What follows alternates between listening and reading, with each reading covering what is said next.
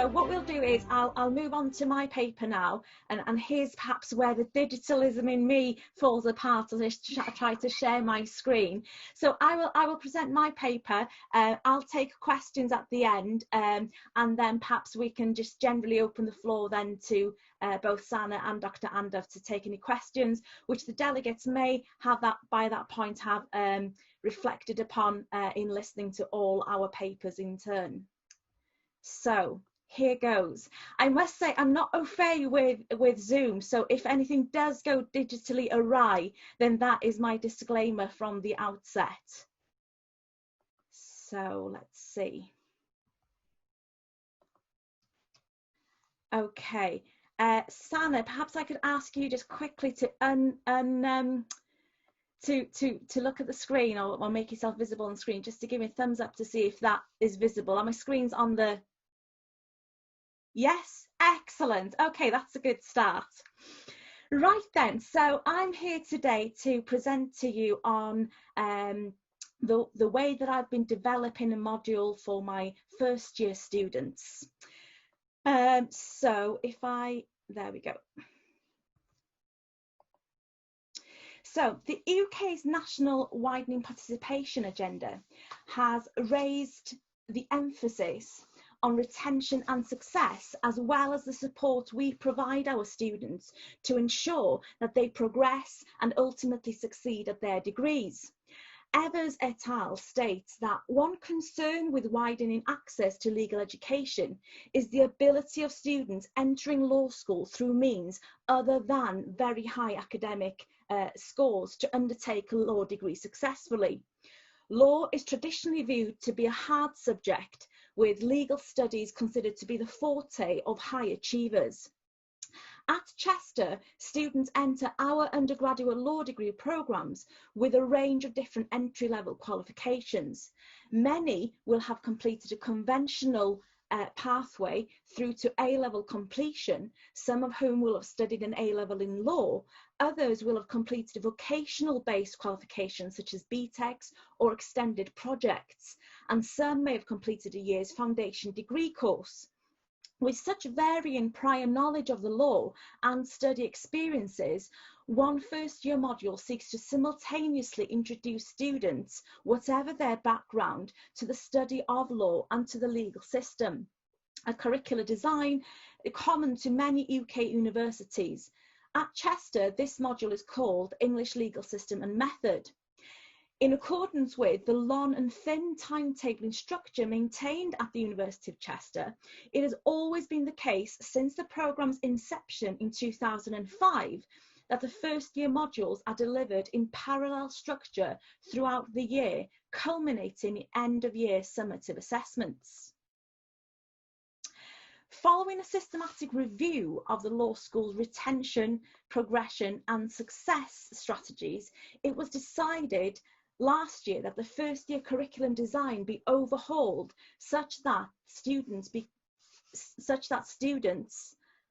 immersed in the intense delivery of this foundational module for the first 6 weeks of term before commencing studies in areas of substantive law. This would mean that the first year's assessment schedule could accommodate an earlier summative assessment point. Students would accrue academic credit far earlier in the year, meaning students would be invested earlier in their studies. Students would gain feedback on their attainment and access their results, as well as those results feeding back into the pastoral system, allowing us to tailor support at an earlier stage or provide an earlier intervention if necessary. The pedagogical objective of this curriculum redesign was to provide students with base knowledge of the machinery of justice before studying substantive areas of law. Beg your pardon. There we go. Sorry. Before studying substantive areas of law, thus allowing substantive elements to be taught and understood in their real-world context. Underpinning the module's substantive content, teaching and learning activities were designed to develop information literacy in collaboration with the law library team, and assessment literacy, helping students make sense of the assessment criteria and their feedback. This intervention was further designed to bridge the gap between entry-level study experiences and first-year study. It achieved an even playing field across the whole cohort, irrespective of prior academic qualifications or previous familiarity with the legal system and the study of law. A study undertaken at the university showed that students are most likely to leave during the first semester for reasons of feeling that the course was too difficult, feeling isolated or not fitting in, and concerns about achieving future aspirations. The Higher Education Academy identifies a further reason on a broader scale. Students leave higher education due to insufficient academic preparation. The module was structured such that 8 lectures were delivered per week, with some such sessions used for mass workshops, breaking students down to small groups within the lecture theatre to work through exercises and moving individuals from group to group in Liquid Cafe. Additionally, students attended 2 seminars per week, which was likened to their prior study experience in that they grew familiar and comfortable in their allocated group. Assessment was by multiple choice test, which is not conventional in law and naturally raised concerns among the team over random choice. This prompted critical reflection, and any such concerns were overcome with strategic question creation.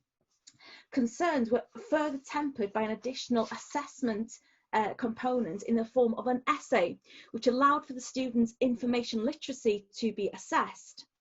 The intensity of having as many sessions in a week, each one developing on the previous, was difficult at times, but there was a real sense of the students and staff being in it together, and it felt like a sprint rather than a marathon. The fast pace naturally lent itself to strong engagement. Students were aware throughout that they were the first year to have experienced this model of delivery, and the rationale for every element of the module's course was explained at every stage. This meant that the students were invested. The module team would ask for feedback throughout the module's delivery. Therefore, the model's success is garnered both from anecdotal evidence and mid-module and end-of-module evaluation surveys. The overwhelming feedback was that the module's delivery had, in addition to developing subject knowledge, resulting in the module's highest pass rate in its 10 years, it raised individuals' confidence in their ability to learn the law, which meant that the module's outcomes had also equipped them with information and assessment literacy. This, in turn, meant that students felt worthy of their place on their course, and their confidence in their ability to learn the law and be viewed and identified as law students was heightened. Furthermore, it had helped shape aspirations. Peer relations had developed as strongly as the staff-student interaction that the module team had witnessed in the seminar groups. Students valued the personalisation of the module, the sense that it had been designed for them. Overall, it was evident that students shared a sense of belonging with their peer group and identified themselves as part of the law school, thus creating a strong sense of learning community. Some of the issues identified with this model was that not all students joined on the first day. Some had changed courses, others wouldn't have arrived, some were taken poorly and had to miss class, and the stakes were high, such that missing 1 week's instruction equated to missing 1/4 of the material that was relevant to their summative assessment. So, upon evaluating the success of the model and before the COVID outbreak, it was decided that the next iteration of this delivery module, underpinned by the university's strategic objectives, would embrace blended learning. The COVID outbreak and its impact upon the way we design and deliver education brought sharper focus to my visualization of how the next term's module would run. And so over the last few months, I ran an extracurricular series of workshops on legal study skills to pilot some of the technology with my existing students whilst in lockdown. Through student feedback and self-reflection, I've come to learn that blended learning must offer students a personalised online learning experience. It is important that the original intervention success in creating a positive learning community isn't lost, which means that the module cannot simply be transposed online. It has to now be redesigned for online delivery. Students engaged with the original intervention because they could see and were told how the module had been tailored to satisfy their learning needs, and therefore its reinvention must take a student-centred approach. Similarly, to assimilate the learning community, a blended learning model must offer collaborative learning opportunities, which, according to Biggs, encourages deeper learning. Students must be encouraged to be open to the prospect of learning as much from their interaction with one another as they do from the lecturer imparting upon them their knowledge. Students must be given opportunities to play active roles in their learning as much as they do in the physical classroom. Such classroom assimilations can take place as synchronous technology-assisted face-to-face learning or asynchronous self-directed learning. Any such model must reach the students at the level of digital skills that they are comfortable with, whilst exposing them to multimodal learning. Learning that appeals to all the senses and answers to the full range of learning styles, speaking to every level of one's intelligence, linguistic, emotional, etc. Teaching and learning activities must be engaging and memorable. They must appeal to our students and their varying levels of digital capabilities. They must therefore be visually stimulating and accessible to all. The curriculum must offer opportunities to test students' learning gain, as well as allowing them to actively reflect upon their learning, offering assessment for learning, not learning for assessment. Students will need support and training to adopt new technologies. It would be erroneous to assume that students are tech savvy. Socially, they may be, but we are asking of them here to apply those skills in a professional environment. Our student body will represent a full range of digital capabilities, so we must be empathetic to their virtual and physical environments. And we would be right to expect the same from them, provided that we communicate clearly with them as to what we are doing and why. Students will need to see the return for their engagement, so the learning activities must offer reward or recognition for their progress and success. The advantage that data analytics brings to us in measuring their engagement can be shared with the student in the form of completion trackers to allow them to take control of their learning. The student's normal digital experience does, after all, offer instant gratification. Despite its significant social use among today's student population, students are native only to the digital technologies with which they are familiar. It is our responsibility as teachers, as legal educators, to harness their digital capabilities and develop them into subject-specific skills needed to succeed academically and professionally, touching upon a critical skill set to their future employability, especially in the wake of COVID. I have long criticised students in feedback for using inappropriate sources that lack authority or inaccurately citing the authority source. Blended learning gives the digital teacher the opportunity to peer over the learner's shoulder at the computer virtually and to guide them in the right direction. So, in redesigning the module for its blended learning delivery, I have sought to embed digital literacy onto the curriculum by designing teaching and learning activities not too dissimilar in principle to that which was achieved before, but that the effect is now enhanced due to digitalisation. Hence my terming this curricular digital empowerment. On the screen, you'll see a snapshot view of some of the ideas that I wish to implement on the module's delivery come September. Essentially, I will be looking to have students work collaboratively on a spreadsheet which collates a case log, whereby students will produce an useful revision tool for the class as a whole to use. Equally, the word process document will be a dictionary whereby students will be asked to put onto the document a single term that they encounter in class discussions or in their reading that prompt them to look up the definition, so that accumulatively they will produce an ebook together. I will also be looking to raise awareness of digital security and data privacy by running a social media campaign on Twitter, which will entail the students curating and creating tweets and analysing their social impact. The innovation that I'm most excited for is the animation and infographics design, which really speaks to my keenness to get my students involved in the legal design movement. Here, I will be requiring students to articulate their learning gain in visual form by creating visually stimulating revision notes and learning resources. So all the collaborative opportunities for social learning further afford an opportunity to develop the vital employability skill of team working and to promote the student body's voice and choice.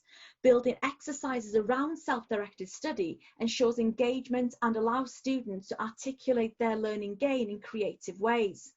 Social learning also ensures that students do not get isolated while studying remotely.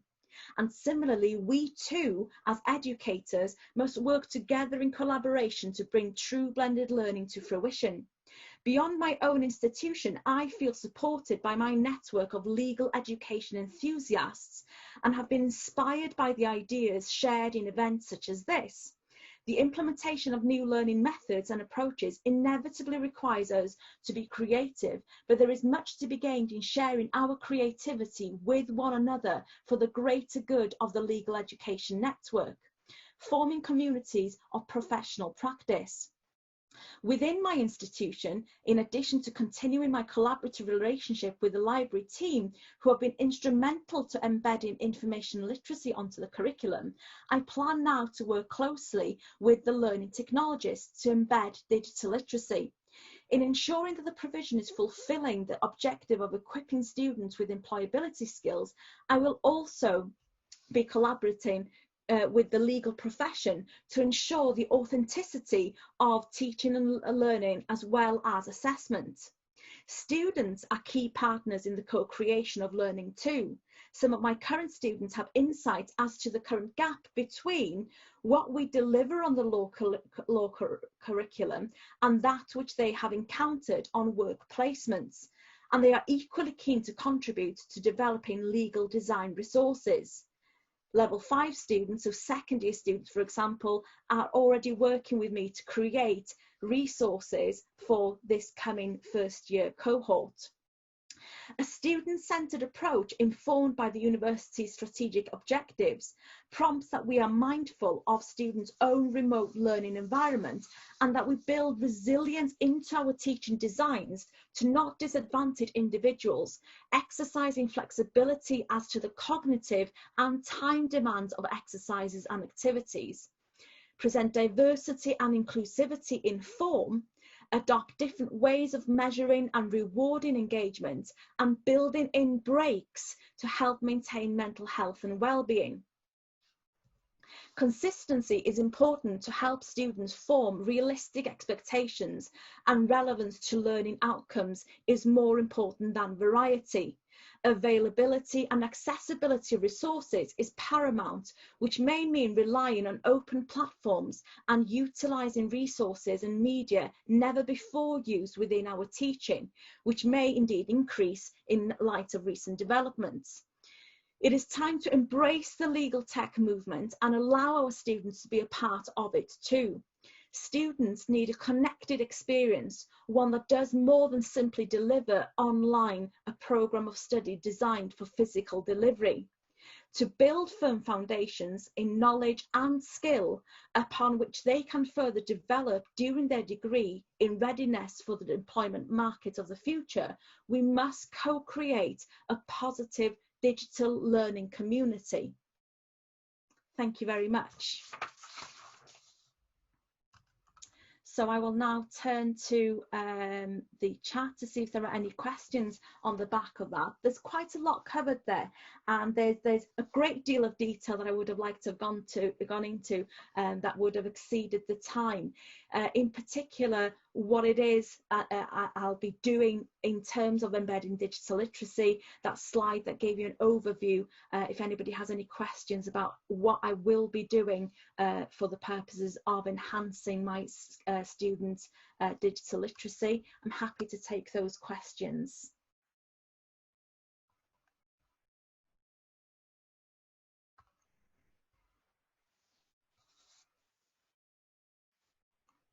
Any more questions on the chat? Please bring them in. Perhaps one of the most important points that I'd like to reflect on is the fact that, like I say, I started thinking about redeveloping this module to embed digital literacy before the COVID outbreak, which is an interesting thing given my question posed to Sana earlier about, are we doing enough already? Why aren't we kind of predicting what's coming next and developing our education resources in line with those predictions? I think it's really important now, those of you amongst us today who are looking to roll out blended learning for September and October start in particular, that we're mindful of who these students are.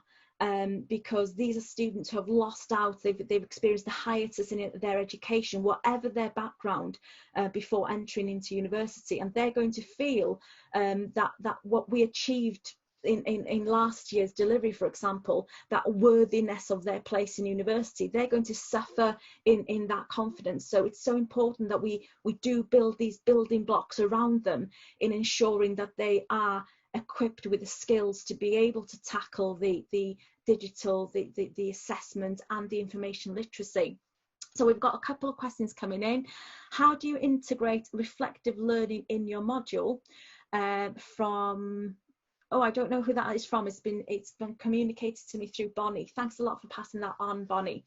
How do I integrate reflective learning? Right, well, reflective learning, I think, is already a part of the module in its current form. The challenge for the coming year will be able to bring that in onto the digital platform. I've achieve this end through many different ways. So, for example, in the past we've had students create a reflective log. One of the ways in which we do this is we tie it in with the assessment literacy, so that students are asked to give feedback on their feedback. So they start dialogic feedback.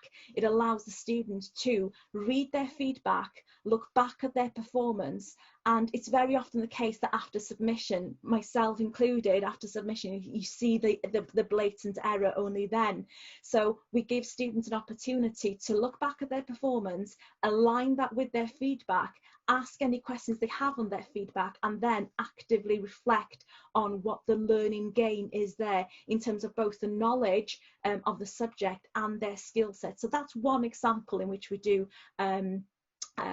embed reflective learning. Reflective learning is across our whole curriculum, I must add. So we have one module that I mentioned at the beginning, another first year module, which is on professional ethics, which has students actively reflecting upon their behaviours and the appropriateness of their kind of digital footprint, if you like, their ability to write in a professional manner, and the impact of lacking professionalism in a kind of a professional setting. I hope that goes some way in answering that question. So the answer is we do it in a number of ways. One of the ways is engaging students in reflective learning, so prompting them to think about their learning gain. So Sana has asked, when students struggle with gaining digital literacy and may leave the course, how do you help them? Yes, absolutely. I think that's one of the key things in terms of what's inspired this new model for the forthcoming year is what we learned from last year, that ability in an intense delivery, whereas I was the module leader and I saw the students and I got to know them really well. I was able to keep an eye on individuals and how engaged they were. Online, of course, we have digital data analytics that tell us how engaged they are. So that oversight means that we can step in with pastoral care. Now, at our university, we have each student is allocated to a tutor who looks after their pastoral well-being and so on. And so what I would say there, Sana, is we will be keeping a close eye on the data analytics. Anybody who seems to be dropping off, particularly in this kind of online learning a situation whereby we're taking not Zoom but Microsoft Teams sessions, if students are choosing not to show themselves on screen, that's fine, because there will be privacy concerns there will be distractions at home, there will be noise, there will be all manner of reasons. Not being camera ready, I'm sure, will be one of them. And therefore, I think we just need to be mindful of a student's learning environment, because the fact that they're not engaging digitally doesn't necessarily mean that they're dropping off, that they're not engaging academically. So getting to the crux of that, using the data analytics to do that, and just checking in, because when I say that students need a connected experience, that goes for every level of connectivism, with their peers, with us, with other staff and the support services within the university. So at the very worst, if we do find that they are not getting on board and that they are worried that that retention scaffolding is not working, Sana, then we would intervene and make references to support services throughout the university. So I hope that's answered. Darcy, hi Darcy, from the Hong Kong University. You are curious about some of the platforms that I'm using or plan to use to deliver some of these teaching projects you plan, the shared casebook that you mentioned. Further, how will you monitor the content of these online collaborative resources? So I'm not simply going to be telling my students to use a particular platform, go out there and do it. This is something that will be brought into the virtual classroom. So we utilize Moodle as a virtual learning environment, and many of the apps, the applications, many of the digital platforms that we'll be using for the module will be branching off there. One thing I'm very careful not to do is to kind of bombard the students with many different apps, taking them away from the virtual learning environment. This can be very frustrating, especially if they're having to log in to different platforms in order to make that class engagement work. That will be very off-putting both to them and to me. And I think by using too many external platforms that requires an oversight or supervision will make it very difficult to moderate as well, because one of the things that I'm really keen to do is to make students aware of their digital footprint, make them aware of digital etiquette in chat room functions and so on. So externalizing that too much, outsourcing it too much, is not in the student's interest or mine. That being said, though, what I will be looking to do is looking to use programs such as, you may be aware of, Canva. So Canva allows you to create these visually effective materials, whether they be slides or posters or infographics. So that's one recommendation. Another thing that I've been working with, and I'm really inspired by a colleague of mine who's at City University in London in the UK, Emily Alborn. She has introduced me to Video Scribe, and Video Scribe allows you to create these animation videos, and that's something that I did test out in this pilot that I conducted with the study skills group over the last few months, and the students really liked that as a different medium in which to take on the learning. The limitation with many of these kind of visual applications is that there isn't a great range of legal icons or graphics, so you have to be a little bit creative about what you are seeking to do there. In terms of the shared casebook, actually I came about this idea, the kind of reverse engineered, if you will, because I was thinking, how, being a lover of spreadsheets, how can I bring spreadsheets onto the course so that I can be responsible for my students developing this skill. Now, there's not a great deal of numeracy that I could bring into this module's delivery because of the limited content that it covers. But I did think that one way of doing this would be to allow them to collaborate on a Microsoft Excel sheet, which would allow them to utilize their ability to kind of filter different aspects of the collaborative document. They will be able to kind of narrow down different search results by using the Excel sheet. So utilizing the whole Microsoft package is certainly something that I'm keen to do. For the dictionary, that will simply be a word process document. So I want them to drop these terms in, find the definition, and then what I will seek to do at the end of the modules course is to format that in a nice way. In fact, I will be sharing with them how I format it. So things like, you know, changing the font, making it more presentable. And I will be editing that as a proof document for the purposes of then transferring onto an ebook, which will be the kind of takeaway, which they will have played a significant part in creating. So I hope that answers Darcy. So another question from Valen: your recommendations are really good and captivating, but have you tested it anywhere? Yes, I have tested it in so much that we had this pilot study skills session. It was brilliant actually, because what I'd created in physical form with this intense 6-week delivery at the start of the year with the first years, because we were in the COVID situation and I'd finished my teaching as well on my modules, I just felt that I needed to do something to embrace a virtual law school community. And so the Legal Skills Workshop did experiment with video Scribe, with all manner of different technologies that I hope to put in place in September, but also it was open to all levels of students. So we had some postgraduate students in there as well, so that really did test the ability to be able to be engaging, to be able to allow students to take an active part in their learning, and it was a really positive experience. More than happy to share a bit more about that perhaps outside of this.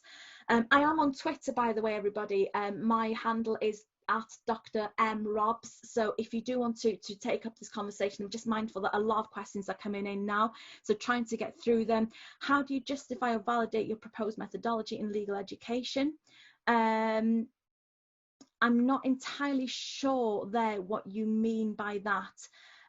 If it is in relation to the methodology of the evaluation, or whether it's in terms of the pedagogy is supported by what is out there in terms of distance learning, online learning that has long been established. But I think what we must be mindful of at this stage, as we're approaching an entirely different new world in education in general, as well as legal education, I think it's really important that we're aware of the need for a pedagogy of care, of compassion. So being aware of where students are at in their homes, remote learning, and being aware also of our own limitations. I attended one webinar some time ago, both in research for this paper, both in developing my ideas around this, but also in terms of trying to get to grips with where we're at in the education world right now. And one delegate made this really interesting observation, which is to look after yourself as well. So it will be time consuming to create this innovative approach to legal education, and a bit like the question I posed to Dr. Andoff earlier about faculty colleagues and their reticence. That reticence comes from a place of insecurity, and I think the digital world will throw a lot of our colleagues into a flurry of anxiety. So it's really important what this one delegate said in the other webinar I attended, which was to put your own oxygen mask on first. So yes, be student-centered in our design, but also, you know, students appreciate getting things wrong from time to time because we are only human.